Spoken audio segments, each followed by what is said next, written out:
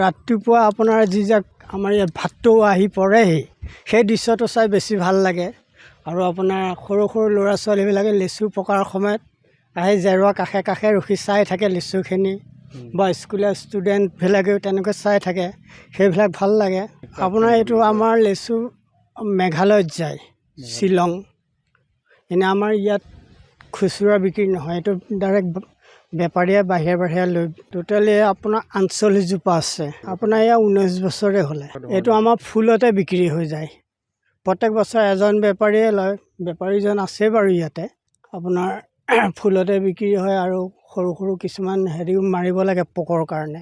বান্দৰ কেৰ্কেটুৱাই অনিষ্ট নাই, সেইবিলাক অনিষ্ট নাই। মাত্ৰ ভাটৌ আৰু বাদুলিবিলাক আহি পৰেহি, খাই আৰু একো হেৰি নকৰে, বছ গুচি যায়। আৰু আমি কিছুমান ছিগনেল দিওঁ, সেইমতে টিং চিং বজালে কৰিলে গুচি যায়।